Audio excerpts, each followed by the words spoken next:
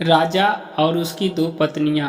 एक राजा था और उसकी दो पत्नियां थीं। एक बहुत काली थी और एक बहुत गोरी थी।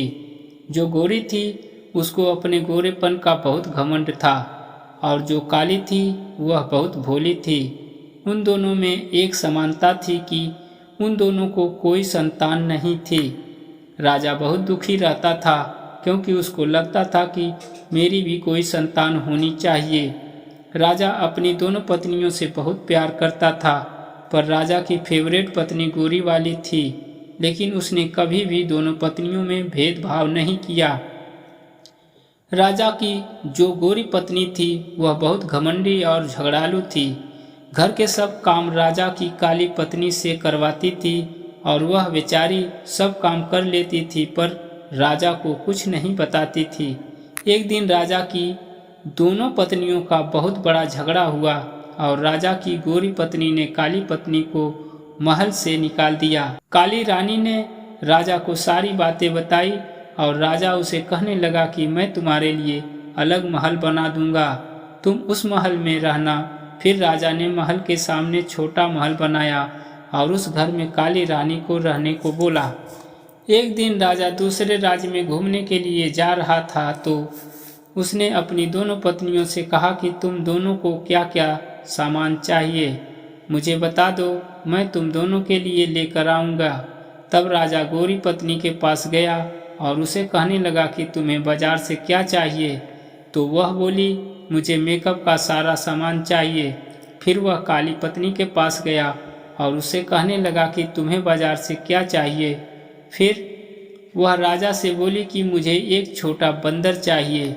वह बोला कि ठीक है, मैं लेकर आऊँगा। कहकर राजा वहाँ से चला गया। अगले दिन राजा दूसरे राज्य गया और उसने वहाँ से सारा सामान ले लिया और अपनी दोनों पत्नियों को उनका सामान दे दिया। राजा की काली पत्नी उस बंदर को देखकर बहुत खुश हो गई। वह बंदर उस रानी का सारा काम करता था, उसके साथ खेलता भी था। वह काली रानी उस बंदर को अपने बच्चे जैसा प्यार करती थी। एक दिन अचानक काली रानी बहुत बीमार हुई, पर उसे देखने राजा नहीं आया। बंदर को बहुत गुस्सा आया और वह राजा के महल चला गया। राजा से कहने लगा कि मेरी माँ जैसी रानी को देखने आप क्यों नहीं आए। बंदर के डांटने के बाद अगले दिन राजा रानी को देखने के लिए घर आता है। दवाई और खाने पीने की चीज़ें देकर चला जाता है। वह रानी उस बंदर को बताती है कि मुझे संतान होनी चाहिए थी।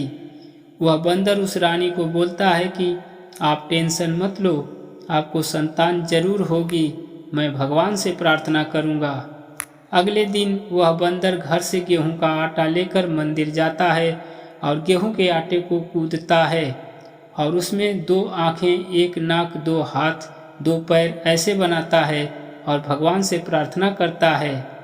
भगवान उस बंदर की प्रार्थना सुनकर उस आटे के गोले को एक छोटा बच्चा बना देते हैं और वह बंदर उस बच्चे को देखकर बहुत खुश हो जाता है। बच्चे लेकर काली रानी के गोद में दे देता है। काली रानी उस बच्चे को देखकर बहुत खुश हो जाती है, बंदर का शुक्रिया करती है।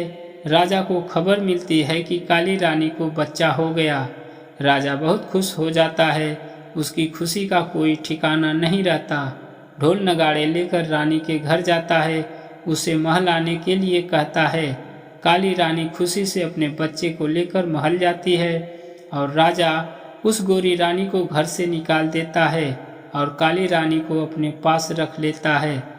इस कहानी से हमें यही सीख मिलती है कि कभी भी किसी बात का घमंड नहीं करना चाहिए। दोस्तों, कैसी लगी ये छोटी सी कहानी? कमेंट बॉक्स में अपनी राय जरूर दें। मिलते हैं हम अगली कहानी में, तब तक के लिए नमस्कार।